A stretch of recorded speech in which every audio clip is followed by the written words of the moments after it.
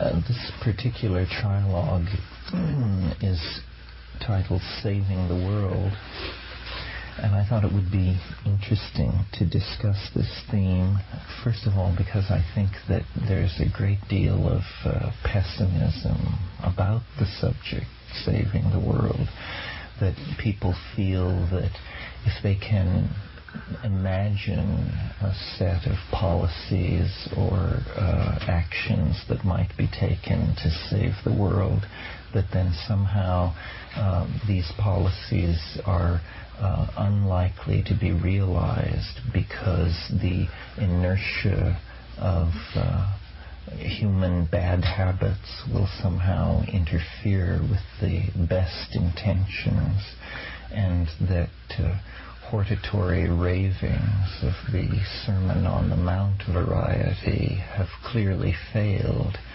If mere speaking about saving the world could do the job, it would have been saved quite some time ago.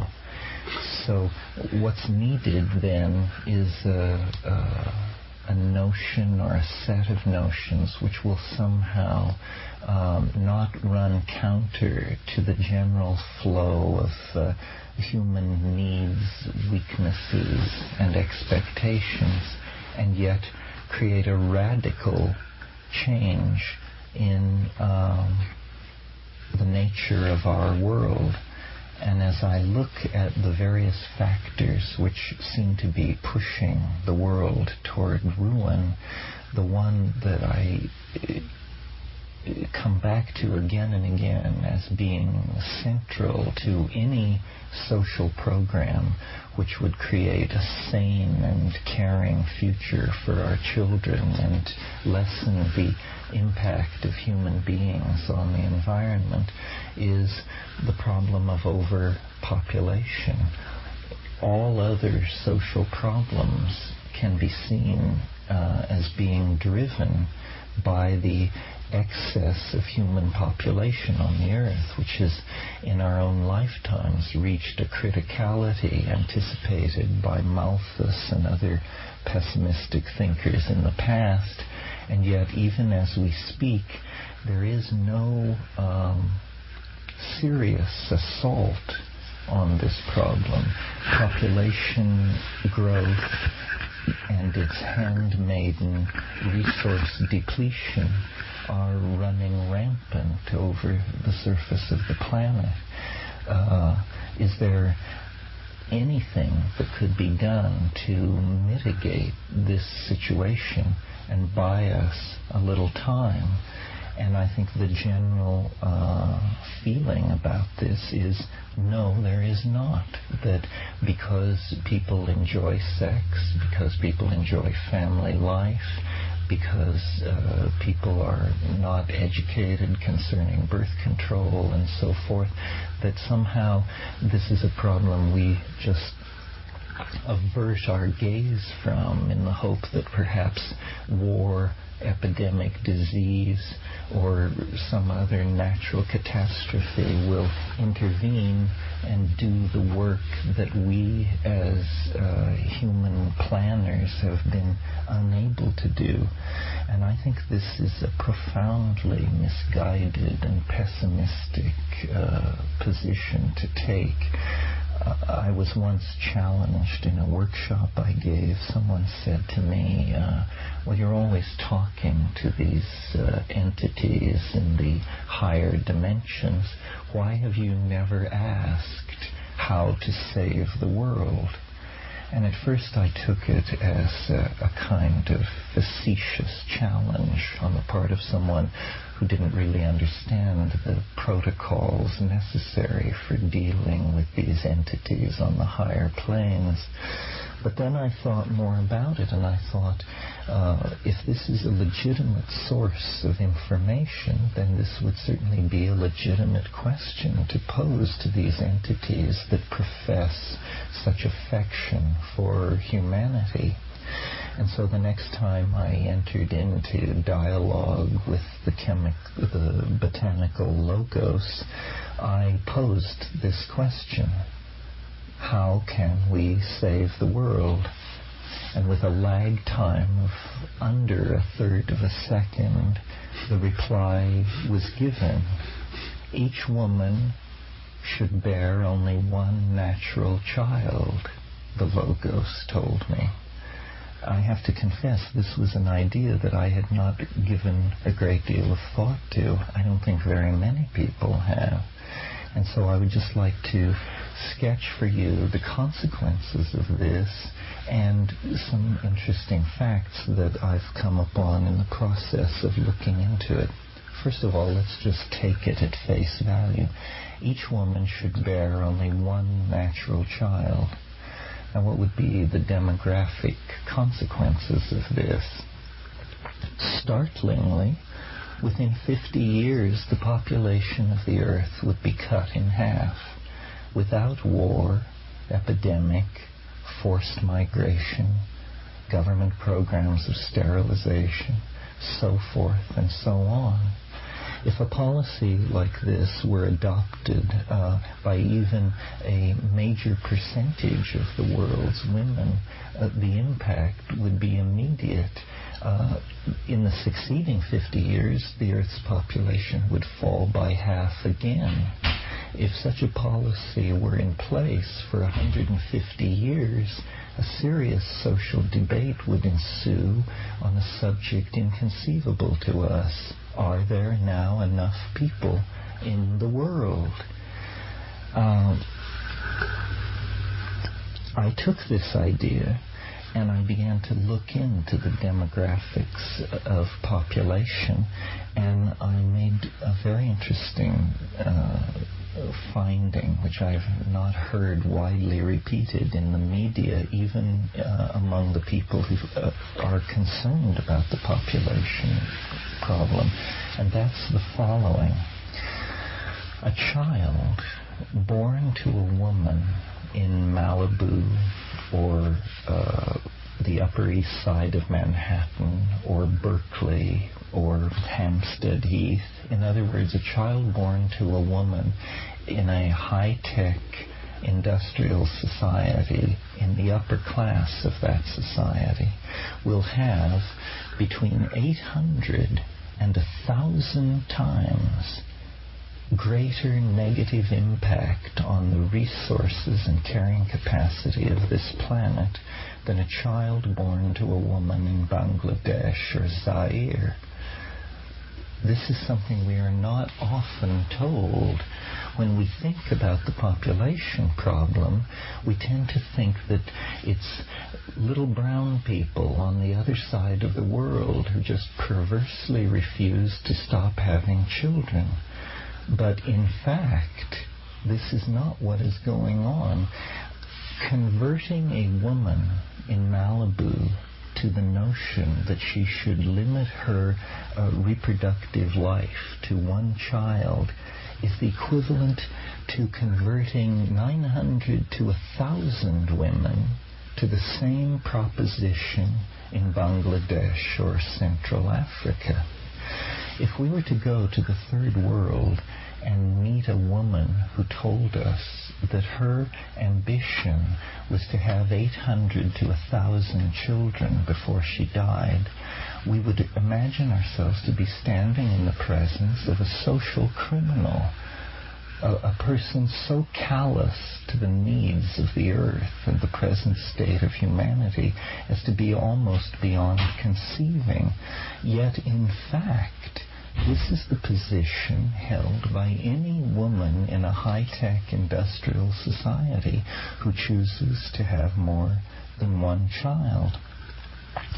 There are a number of interesting factors about this. First of all, if we were seriously to propose this idea, one woman, one child, traditionally, among demographers, population policies have been most difficult to sell in traditional societies, traditional agrarian societies, because in those societies, having large numbers of children is linked to centuries of religious and social tradition.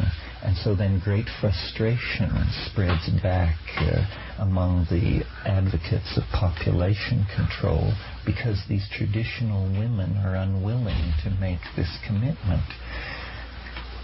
In contrast to this, think about the woman in Malibu or Hampstead or the Upper East Side of Manhattan. She is college educated. She has access to excellent medical information. She should be an easy sell to this idea. She is not burdened by centuries of religious tradition. She is a modern, secular, progressive, liberal person. Every woman of that type converted to this policy is the equivalent of converting 800 to 1,000 women of the other type to this policy. I mentioned at the beginning of this talk that it's important that the concerns and wishes of the individual be commiserate with this large-scale social goal. Notice that you can say to this college-educated, upper-class woman, how would you like to have more leisure time, save a pile of money, and be hailed as a political hero? All you have to do is limit your reproductive activity to one child. Now, to the obvious objection that people want large families and want more than one child, you say the cities of this planet swarm with children without families. We're not saying you can't have a house full of children. We're simply asking that you address your unconscious genetic chauvinism and limit the expression of your own genetic heritage to one child. You may fill your house with unwanted children from other parts of the world. In fact, we encourage you to do so. So this is a plan where the goals of the individual, and I think most women of this class I'm talking about do desire more leisure time and are not immune to the attraction of saving money and would certainly like to think of themselves as behaving politically correctly. Now, another interesting thing about this proposal is it's the first plan I've ever heard for having an impact on the destiny of our species that does not depend on men. Women claim that men run and ruin the world. Very well. Let women limit their reproductive activity to one natural child and save the world and increase their leisure time and wealth at the very same moment. Now, several objections have been put forward to this idea. The first is I've been told that I do not understand the nature of political power, and that political power resides in numbers, and that what I'm asking people to do is to diminish their political power by diminishing their numbers. I reject this idea because if political power resided in numbers, China would be the most powerful nation on earth, followed close behind by India. In fact, these are, they hardly place in the first five. That's an archaic notion of what constitutes political power. Political power is constituted by money, the control of abstract resources. This is a plan by which more money would accrue to people who were making this step. So I've asked myself, why, if our planet is truly threatened with extinction and social chaos by overpopulation, we've heard nothing of a plan of this sort. And I think that after some thought on the matter, that the reason for this is because capitalism the system under whose aegis we are operating, and nobody knows how to make a buck in a situation of collapsing demographics. In other words, capitalism unconsciously rests on the premise of an ever-expanding population of workers and consumers of the goods which capitalism is set up to produce. I don't think that the preservation of capitalism is a sufficient reason to ruin the world and rob ourselves and our children of a sane future.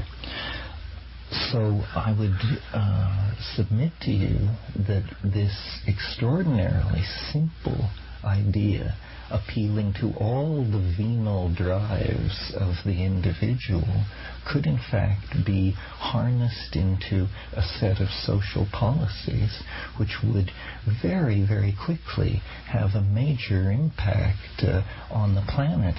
In fact, I'm interested in seeing computer simulations run. How many of these high-tech women would have to convert to this notion before there would be an enormous freeing up of resources?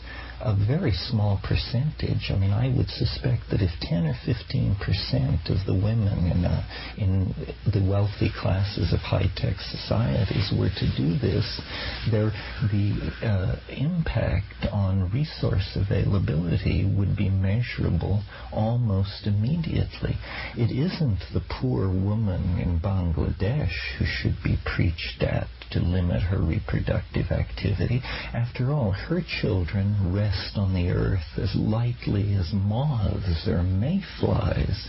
It is the children in the high-tech societies that consume more plastic, glass, steel, petrol byproducts, and so forth than whole villages of people in the third world.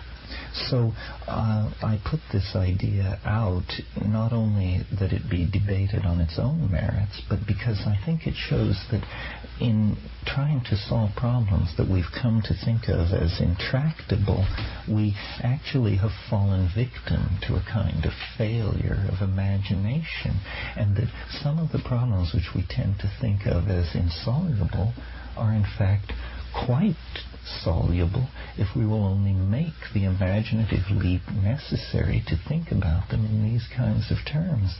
It was stunning to me to realize that without migration, war, disease, coercion, you could cut the Earth's population in half in 50 years and make a whole bunch of people leisured and wealthy in the process. It seems to me astonishing that these kinds of things have been overlooked.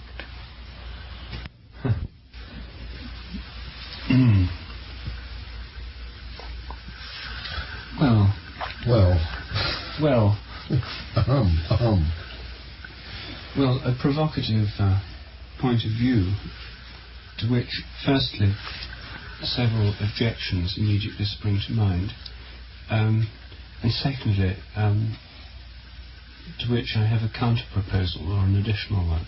Good. The Sheldrake plan for saving the world. But before that, first I should think that the incidence of single-child families probably is 10 to 15% of the class of women that you talk about already. It's a very common phenomenon.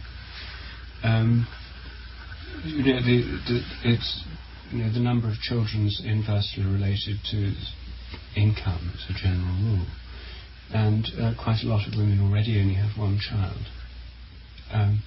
Secondly, the adoption plan doesn't seem to me to work. It would only work if the woman in Malibu adopted dozens of brown-skinned little children and then kept them living at a Bangladeshi level in her Malibu house.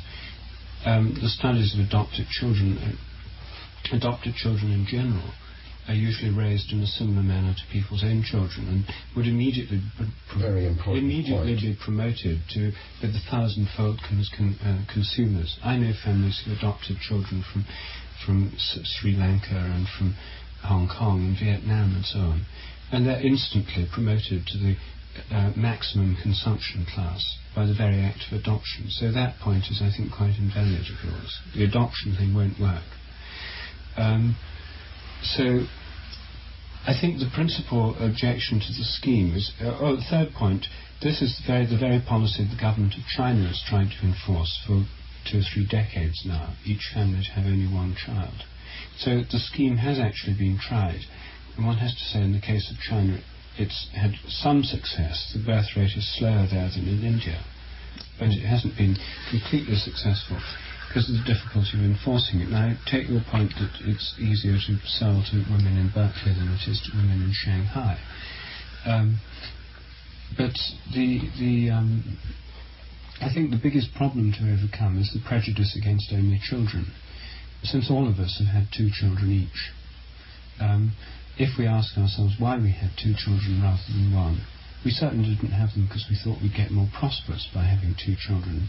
It must have been obvious before we did it that we'd be poorer. It must have been obvious that there'd be a smaller amount of available resources to be spent on them. But there's a very strongly established feeling that somehow there's something wrong with being an only child. And that seems to be the most powerful psychological obstacle that has to be overcome for this plan to be put into operation. Maybe I'll leave it there, and now I'll come later to my own patent scheme for dealing with the demographic situation. Yes.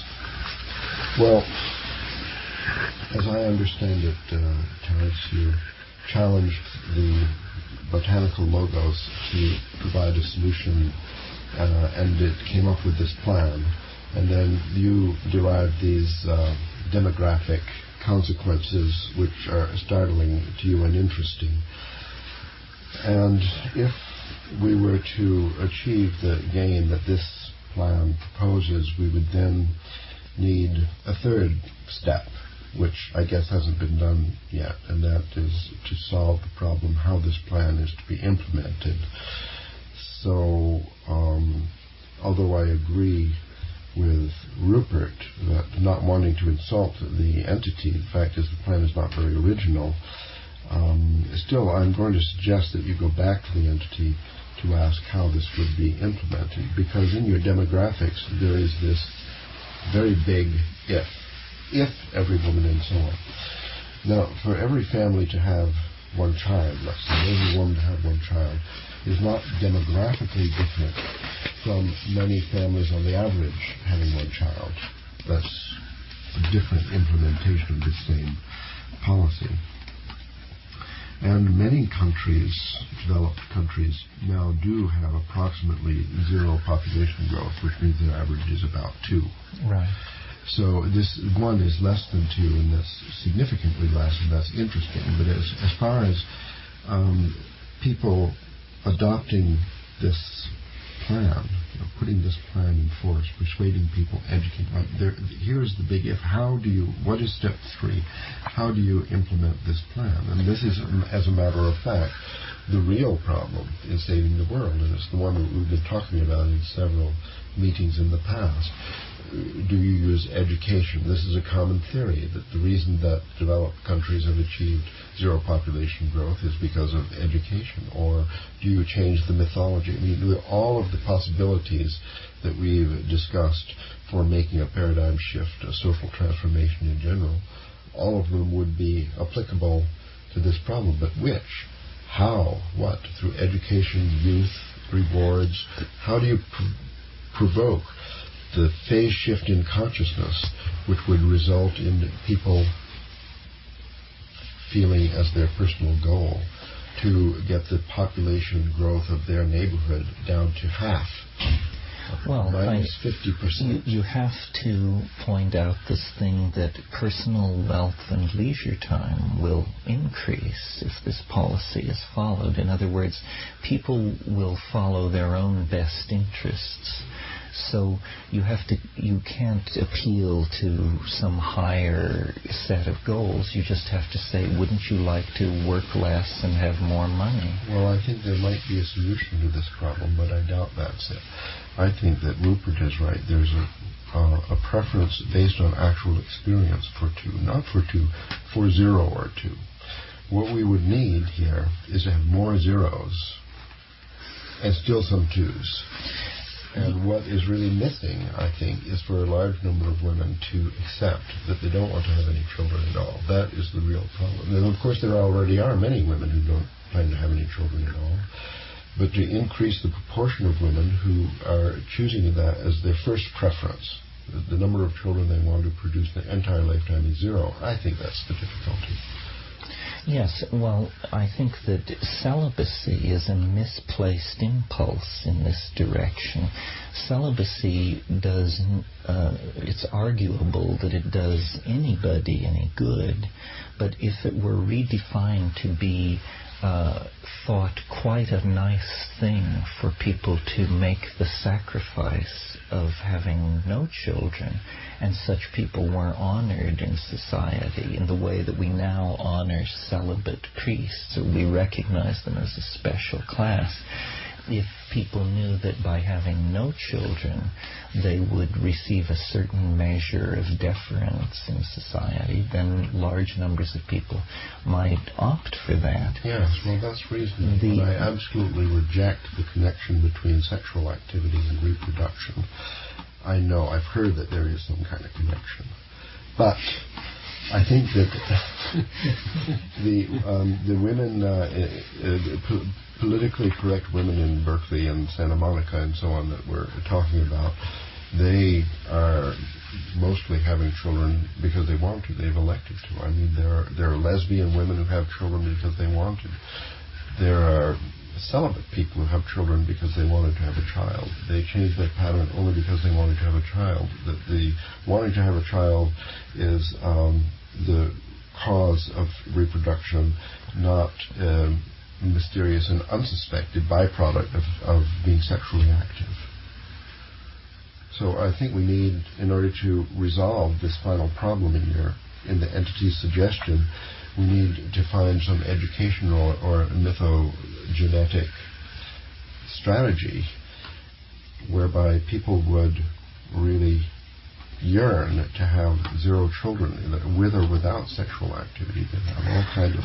Well, I think this could be done in all kinds of ways, through education, through tax incentives, through direct payment. Also, I don't accept your... Direct payment? I don't accept the premise that faced with one's desire to have two children, or if that were linked to wrecking the planet, I think people would just have one child anyway. Yes, well, that's a possible breakthrough. And in fact, we don't know the consequences of having one child if it were generally accepted. I think a lot of the one-child talk that goes around has to do with the fact of the myth of the special character of the single child.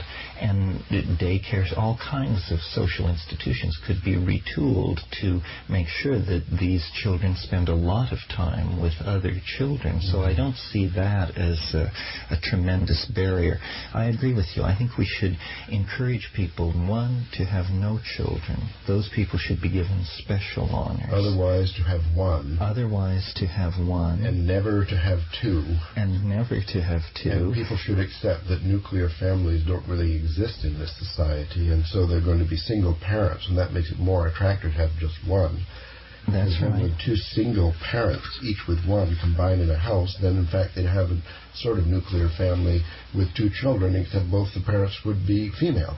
And the other thing is to start in these high-tech societies. Don't start in India and Sri Lanka. That makes no sense whatsoever.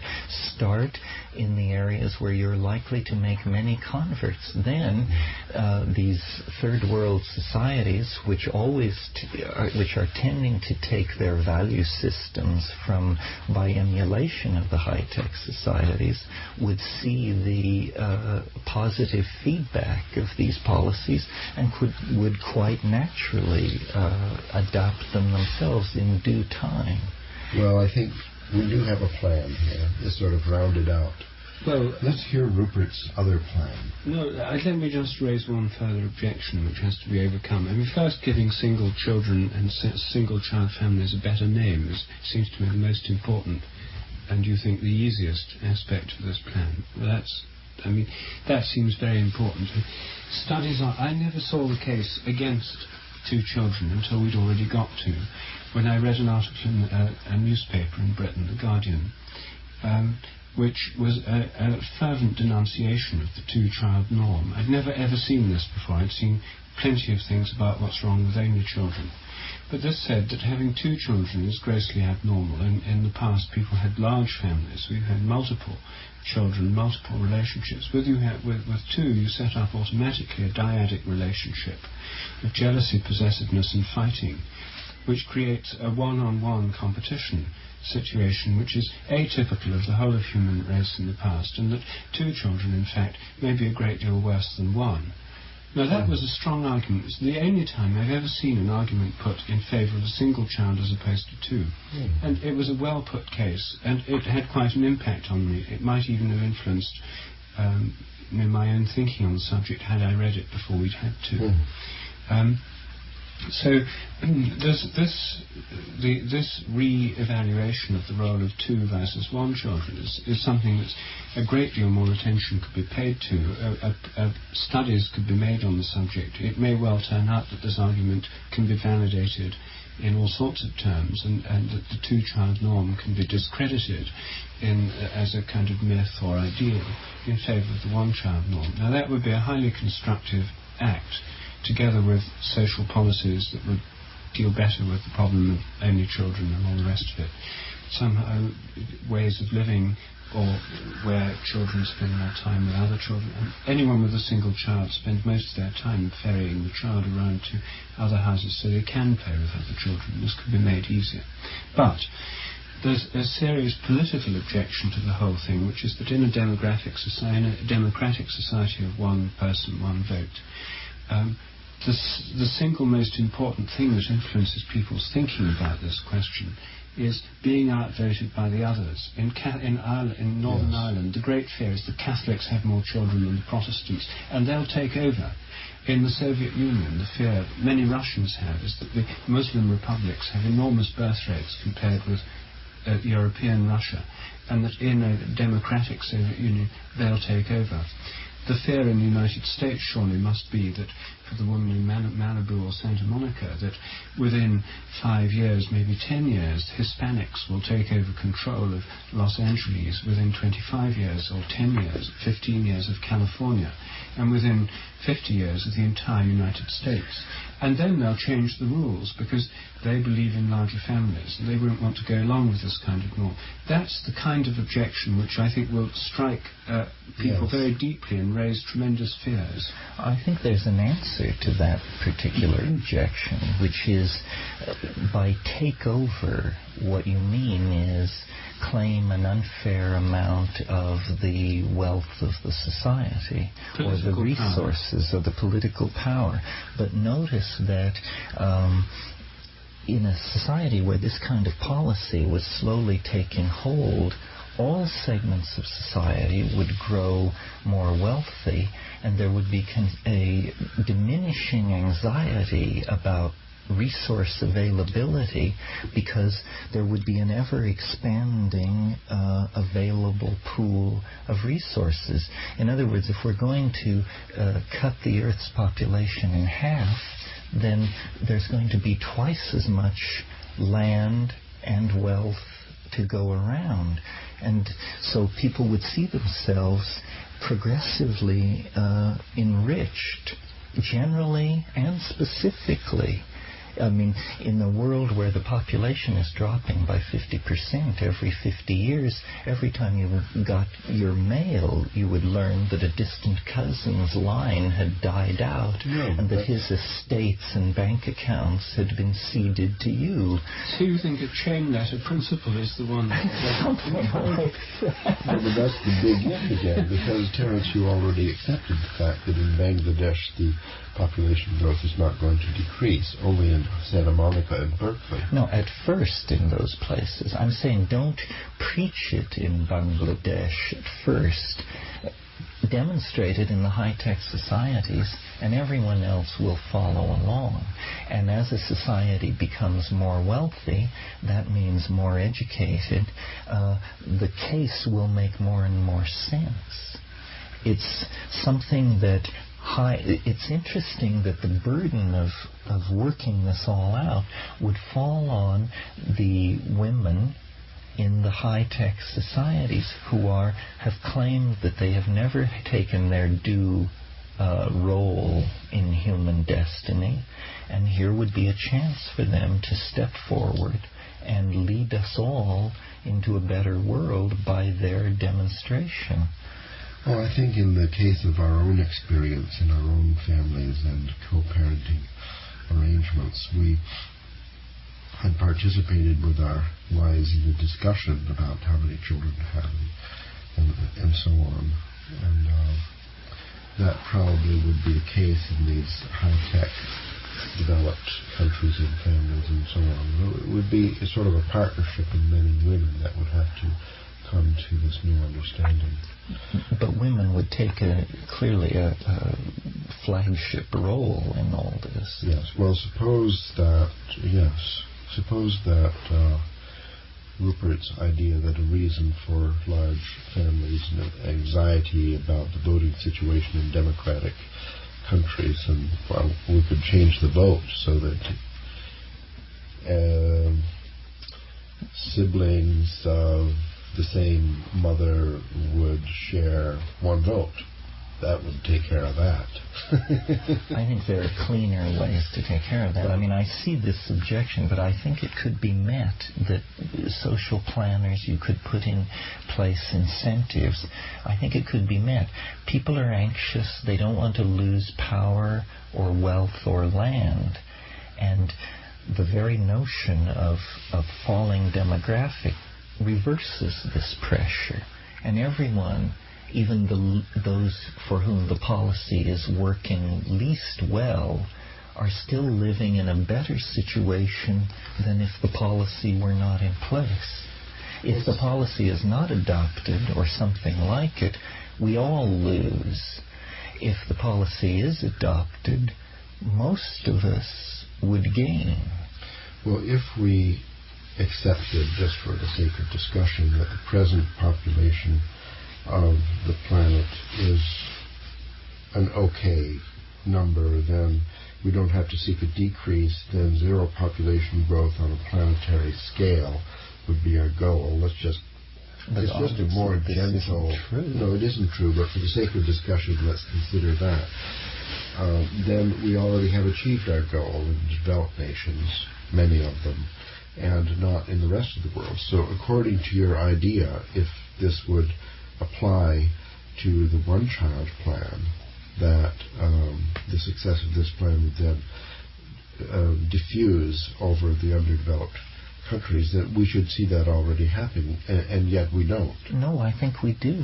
As standards of living rise, population rates slow. This has been observed all over the world. I know, but the standard of living is not rising because the population is growing and outstripping the resources, and people have this enormous famine in Africa, and their response to this famine is to have more and more children in order to... But for instance, in Thailand, South Korea, the emerging the industrial countries of Southeast Asia, the population is slowing, and it's generally accredited to the rising standard of living and expansion of the industrial base. Yes. I mean, there's one further point, perhaps not such a serious one, which is the thing that terrifies people as well is not just being outvoted by the increase of one section of the population relative to the other, like Hispanics, but also the question of immigration. And in Vancouver, for example, within 5 years, there'll probably be a majority of Chinese. Hong Kong Chinese are flooding in every day, great plane loads of them, just buying up a lot of property in Vancouver. Mexicans are flooding into the southern parts of the United States. This idea of people flooding in, the Germans are now getting worried that East Germans, they thought by unifying the country they could decrease immigration from East Germany. In fact, it's increased. And now everyone in Czechoslovakia, Poland, Hungary, with any ambition and who's prepared to move, looks to Western Europe as the place to go. Any moment, people in West Germany are really afraid if there really is a kind of European economic free zone that includes all of Europe, a free movement of peoples, just what they've been claiming they want. For 30, 40 years they've been claiming this is what they want. If that's what they get, 100 million Russians will probably want to move to West Germany. The problem of immigration is a very serious problem for a lot of people, and this is another reason, as well as being outvoted by demographic increase within the same country, the problem of immigration from others. The yellow peril, these kinds of things have been... But these immigrations are fueled by population, uncontrolled growth of population. Well, they're not, because Eastern Europe has had one of the lowest population growth rates in the world in the last 30 or 40 years. So tough have the conditions been that the population of Romania and other countries in Eastern Europe has actually been falling, much to the consternation of their governments. They've had the lowest population growth rates anyway. They've had negative growth rates. The people aren't moving because there are so many. They're moving because of jobs. But you see, that's just a problem. We will always have problems. What we're trying to do here is figure out how to save the world from we're here the chicken and egg problem, because the logical consequence of your theory is that we have to solve all the other problems of the world in order to solve the population problem. So the preposition at the beginning of your introduction, that which I concur, that the population problem is the basic problem. Somehow that's not really so logistically. That all nations have to be developed nations. People have to have education. They have to accept this new idea. They have to be impressed by the success of this plan as it's applied in other nations. Like all that implies the solution of all these problems. So the demographic shifts of a constant population in new locations would end because the inequalities of resources and that this would have been solved. Well, people will always migrate to where there are more jobs or better lives, but if they are truly not migrating because of overpopulation in their homeland, then they are emptying out their homeland, and that means in the future there will be empty land to be reintegrated into the global economy. The price Germany pays now by having millions of Poles move into Germany means that in the next century Poland will be a wonderful frontier for economic growth and a theater where people can build very stable, happy lives. Yes. Well, I'm not completely convinced, I have to say, because I feel that these basic fears about immigration pressure, outvoted, other people taking over, are very, very deep-seated, and it would be extremely hard to remove those completely. I think you would just pass a law, as we have in the United States, that being here doesn't give you the right to vote. And most countries have laws like that. I don't know. Are there countries where if you're just there, you can vote? Most countries make a very clear distinction between their citizens and recent immigrants. And you have to establish yourself, and citizenship is not automatic. No, well, nevertheless, the fact is that in Germany they have a problem with Turkish immigrants. But it's not of being outvoted by them. No, that's not the problem, except in certain localized areas. But there is this fear of kind of relative demographic increase. Well, maybe these are problems that are going on anyway. But I think that these would surface as soon as this policy of yours began to bite. I think that there'd be sort of nationalist movements, sort of white Caucasian movements springing up, save the Caucasian race, and that kind of thing. And I think one needs to have some kind of plan in place in advance to counteract this very obvious reaction that would come up immediately. Well, I think you're right. Although these sorts of movements exist already, what you would hope is that this was a solution, and that therefore the consequences flowing from it would, in a fairly short amount of time, outweigh the negative aspects of it, and that people would see that their standard of living was rising, there were more resources to spread around, there was less a sense of encroachment and so forth and so on. I think if people could achieve zero population growth on a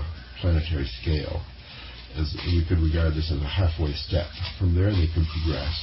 You could give them a period of several centuries to get to the idea that what is really needed is a rapid reduction in the human population to 25% of its current strength. Well, but see, the longer you wait, the more resources you're using up. I mean, are there a couple of centuries worth of petroleum around? Are there a couple of centuries worth of hydroelectric power?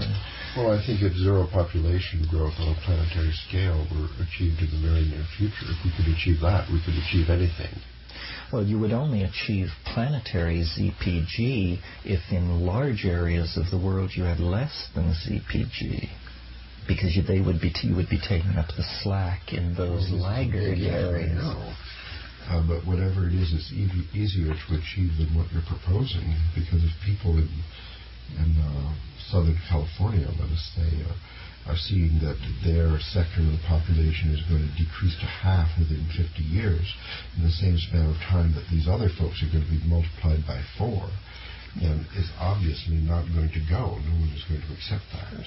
Why not? The people in Southern California will be twice as rich. The people in the other area will be 4 times more impoverished. I'm talking about, let's say, another sector of the population in Southern California, which is multiplying at a rapid rate with, let's say, 12% population growth per year, so doubling the population in 5 years.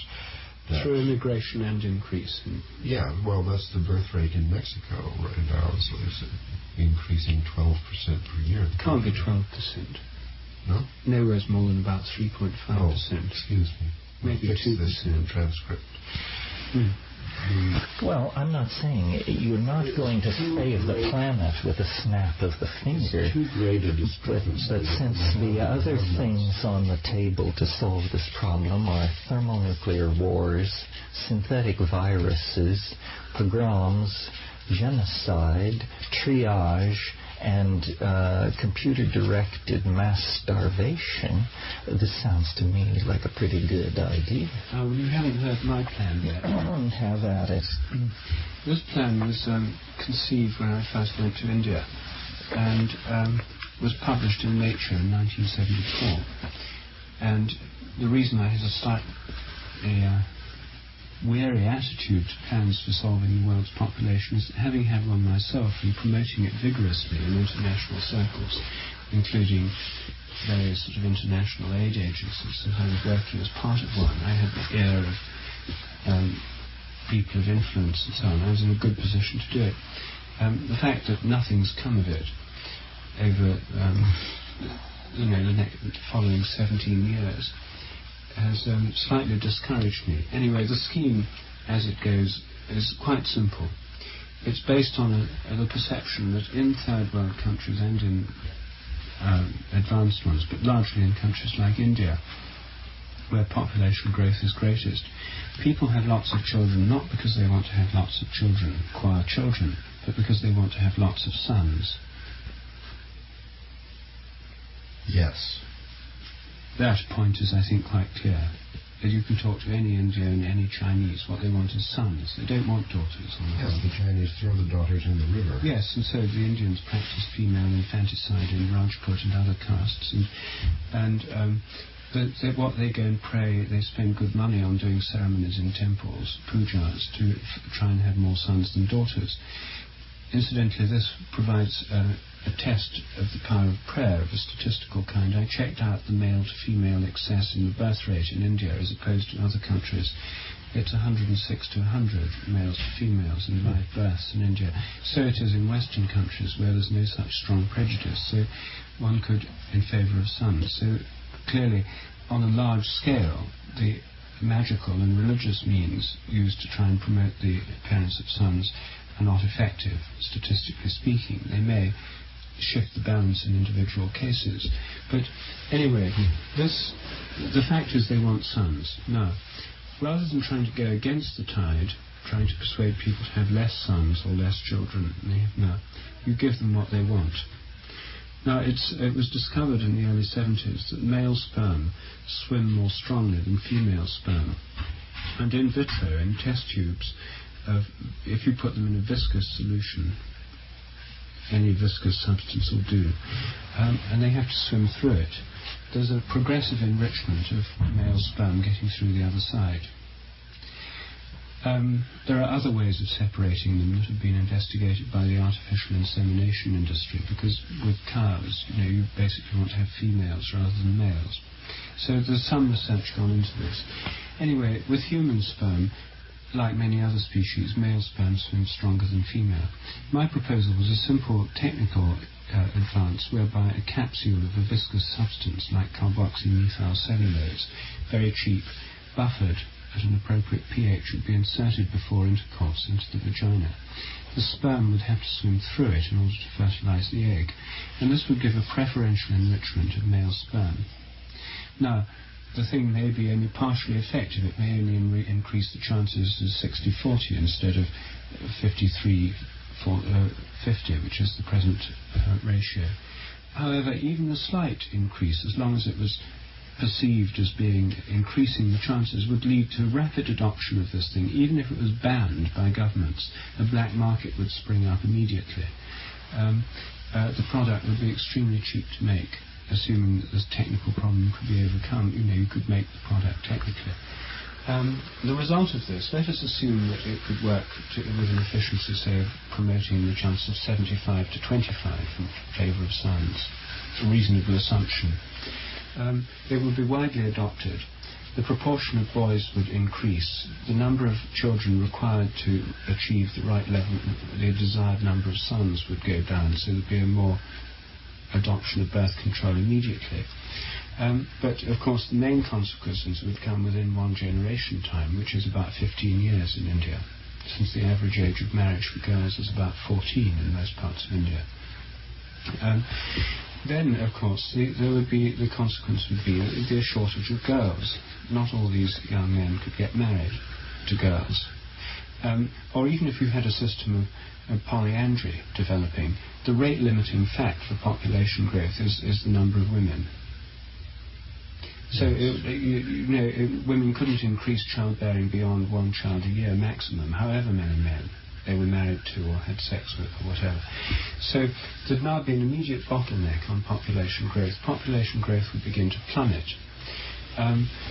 There'd of course be social consequences associated with this, and most Westerners who had this plan said, well, of course they'd all get militaristic, you'd have appalling wars. That's not the reaction I heard from anyone in India. The Indians don't have such a militaristic tradition. I mean, what would probably happen there is that you get a rising age at which men could get married.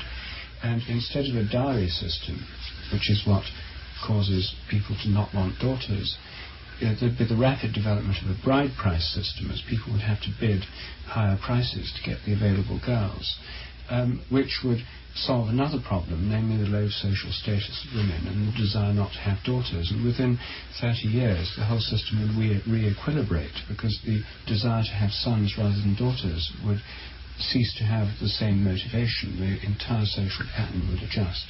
There'd be social problems in between, but nothing like the social problems caused by the doubling of the population in the next 25 years. This plan, which would go with the grain of what people want rather than against it, technically conceivable and probably achievable if enough research were devoted to it. None has been so far. Is, I submit, another way of tackling this problem. Although it doesn't address at all the impact on resources of children born in high-tech societies. It's again a little brown people are the problem theory. Well, little brown people are the problem in large parts of Africa and Bangladesh and so on. Well, locally, yes. But on a global scale, it's the over-consumption that goes on in the high-tech society. That's true. I read in the last week, and I've forgotten where, that the inhabitants of Orange County, California, consume as much in terms of petroleum products, raw materials and energy as the entire population of the Indian subcontinent. this gives you a notion of the disparities that we're talking about here. Yes. Yes, well, so it's a separate issue, I think, the resource depletion, the factor of 800 to 1,000, that's questionable. I think Rupert's plan, which does sound like it would create a global decrease in the rate of population growth, this is definitely would help save the world. And furthermore, I think that we could go into business and make a fantastic profit by selling the product at reasonable rates in India and China. So let's do it. Well, I'm not sure it would save the world. The problem is resource depletion. However it happens. Well, we could just have rationing in Southern California, then that would cover it. By a factor of, we're going to cut people back by a factor of 800 to 1,000?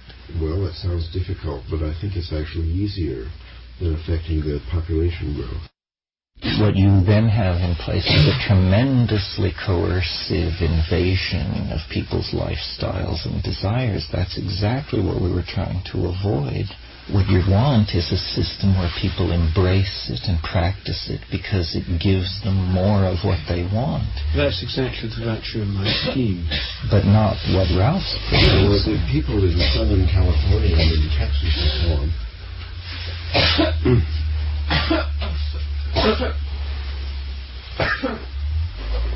are using an exorbitant amount of energy because they're living in the wrong place. People should not live in a desert. So now we're going to add forced migration to the plan. If you want to save resources, then you could affect the world much more rapidly by moving people to different locations than you could by trying to affect the birth rate. But all of these ideas smack of totalitarianism, fascism, so forth and so on. I see the merit in what Rupert's saying. I think these two things could be practiced concomitantly. This entire scheme that he's proposing could be put in place in the third world, while the scheme that I'm proposing could be put in place in the first world. That is a good idea. And then we have the double got it. Furthermore, I think that the effect of Rupert's plan could be accelerated, adding enormously to our profits in private enterprise by advertising and trying to affect the bride price for a more rapid inflation of bride prices than would simply result by waiting for the demographics to do it. Just to give people the idea that brides are more valuable. And, because you see, what we want to do you're right. In the third world, what we want to do is have less people. In the first world, what we want to do is have less consumption. That's right. So this two-track plan would reduce populations in the third world. It would also have tend to reduce populations in the first world, but that wouldn't be the primary impact of my suggestion. The primary impact in the first world would be to lessen the impact on resources. So the two plans running side by side, it seems to me, would be quite a reasonable thing to place before... Another idea that should really be added to this concoction is the liberation of women, because I don't think that girls of 14 should really be getting married. You see, that's the whole problem, is that childbearing starts too early. Here we have college and everything. Well, if you have women, 35. If you have women in the high-tech countries having only one child, then they are appropriating more wealth and more leisure time to themselves, and these are the definitions of liberation in a secular society: more wealth, more leisure time, more control over your own body. So it would liberate women quite as an ingrained consequence of these other things. I think there's the basis for a short book here. Well, here we've got a plan, a 2-track plan that could indeed work. But coming back to your scheme, it seems to me that the one of the things that's really important to get in place is a research thing on family dynamics, actual interview techniques of people, why they decide to have 2 children. Yes. Actually get to the bottom of it, because the whole thing isn't based on a tremendously careful analysis. It's basically... It's mythology. It's a kind of mythology. You see, it's numerology. Well, it's family numerology. Don't you think that the objection to the only child is actually it's a stylistic objection. They're not screwed up. They are not children. And this is a tremendously sentimental society. I've known many only children, and many of my peers are only children, and they left childhood rather quickly. They learned to read sooner. They became little adults, and since, I don't know when, the Victorians or something, there has been a deep sentimentality in Western society about childhood. But this is very recent. I mean, in the Middle Ages, children of 14 led empires. And so the idea that the only child is undesirable is simply a sentimental attachment to the notion of childhood. We're speculating in an area where there may be a great amount of data, and I think instead of trying to dope this out on intellect alone, what we might do is propose research projects to check some of these questions. I have a feeling, maybe this is wrong, it could be checked. I have a feeling that problems such as codependent syndrome might be very severe with single children. Anyway, this is part of the numerology should be based on research. Here we've got an ideal grassroots research project. Exactly.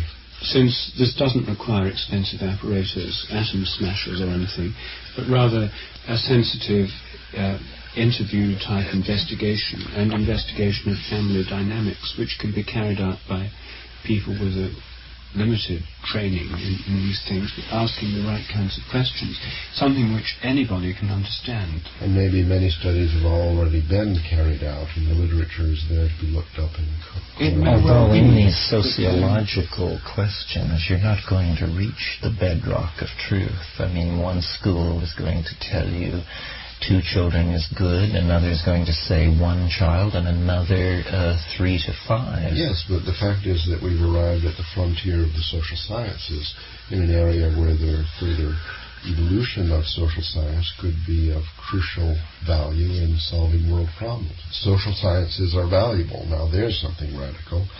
Finally, I like to put in a plug for mathematics. I think there are many factors in cooperation here. We have the mythology, the psychological factors, the resources, the education, in order to test an intervention, a hypothesis before doing it, before we manufacture all these viscous pill implants and distribute them on the cheap in India. We should do a computer simulation in order to just get a little practice in the interaction of these. Well, this is what demographers do. They know exactly how to run these simulations. Well, hardly, because the complex dynamical systems theory that's necessary to understand the simulation has just come on the scene. But the time is here. I mean, this also can be, grassroots science can include computer simulations on desktop computers. Yes, I mean a simple demographic modelling disc could be manufactured and sold by aerial press. Well, there's SimCity. These things already with a $1 off coupon to be detached from the back cover of our next volume. A slight variation on SimCity, for example. We can subvert Nintendo and Game Boy and so on, that the children would be trained in SimCity. What would be the effect of using this product from Trialogue Inc. instead of not using it? Say, oh, well, then you get wealthy and your bride price goes up. And say, what if, you play what-if games in this computer simulation that's distributed in Game Boy so that people are brought up with these educational games. It's the new mythology. Well, I think, and especially for everyone in Bangladesh with a PC. Game Boy in a couple of years. Game Boy is just handheld PC. They will not all have Game Boy in a couple of years, Ralph. 4 or 5 years. Well, there may be Game Boys in Bangladesh. There may be Game Boys in coffee shops that you can use for a fee of Thank £1 you. or Coffee shop something. Game Boys. But I think, though, that also as part of this computer program, that the family numerology would be very important, because I've often had conversations with parents who've had 3 children and 4 children, and it's a very common topic of great interest. It really interests me, and it interests lots of parents. The dynamics of different numbers of children. The second child always is like this, and the third child always has that problem. And yes, and with 3 children, which seems pretty good to me. I've talked to parents of 3 children, or people who've had 2 other siblings, and then there's this problem where the one in the middle gets left out, that kind of thing. There is a lot of information here, but models that could be made on computers, family dynamics models, and these things become much more widely appreciated rather than just relying on informal conversations and widespread prejudice. This could go a long way to reforming people's attitudes towards this, and it may be that every kind of investigation may point to the fact that single children have real problems. It's not a very good situation. That's a risk one would have to take if one launched such a research program. Yes. But I suspect that it may not, and I think that the puncturing of myths, this would probably be the single most constructive step one could take towards bringing about your plan. Yes, well, there would be a lot of modeling going on if any of this was undertaken. Because anytime you shift the credo, then you want to model what the feedback consequences of all this are. And here is a multi-leveled problem that deals with genetics, flow of wealth, movement of peoples, lifespans, economic viability, resource management. I mean, it's the entire ball of wax. But it doesn't take into account, and would have to, the biological or archetypal desires to have children in the first place. Because if you talk in terms of resource and disposable income, the richest people in America and everywhere else are gay couples. They have the highest disposable income. There was an article in the business section of the New York Times last week saying that estimates have shown, market research has shown that $210 billion per year is available as disposable income to gay and lesbian couples or people. Although we don't know. And that here's one of the largest markets for, special targeted advertising and marketing strategies. Well, the fact is that if one only took economic factors into account, then everyone would be gay. Now, it's very clear that large numbers of people are not gay and are motivated by other concerns in having children other than disposable wealth and the things to which you're going to appeal. Now, what are those kinds of concerns and motivations? I often meet people who haven't had children who ask with great curiosity, as I did myself before I had, about what's it like, and so really trying to find out, really trying to find a basis for these decisions. And there's very little guidance at the moment, especially about numbers of children. So here's at least an idea for a book. The Only Child, a positive re-evaluation. That would be a bestseller for a start, because there are lots of only children who want to be positively re-evaluated themselves. And lots of parents with only children. A strong market. That interviews with such families about what's going on. It would be a huge market. This book we could get an advance through Brockman tomorrow, if we were prepared to write it. But we've got lots of book ideas. Maybe we'll have to set up our own book idea agency. Well, we couldn't sell on this one. If we made a proposal and it succeeded off chance in getting a large advance offered, we then could actually deliver the product by reinvesting some of the take in employing helpers. There's a lot of research and a little bit of writing. And with the aid of the research and reading the reports, and then we could more or less trialogue it into book form in a weekend. Well, there you are. This would be a positive way of dealing with it. I think that the most important barrier to it is this prejudice against only children. I think in the United States, certainly. And England. And I think in Europe and indeed. the Western world. Indeed, not just the Western world, in India too, everywhere. Yes. It's a very, very widespread prejudice. Yes. And it's sort of the family version of Terence's original theory here, that we're putting the burden on the women to make the decision, and it speaks to the current paradigm, which might be fictitious, that it's nuclear families that are having children. Another idea would be to attack that myth, helping people to accept the idea that marriage is temporary and it's an arrangement for co-parenting, and it has a finite span. As statistics show, the average length of a marriage is so many years and so on. If people accepted that also, I think it would have a very strong effect on the birth rate. The hypothesis that, or maybe this could be a chapter in the book on family numerology, the hypothesis of the myth, the incorrect myth that marriages last forever, make a two-child family more attractive.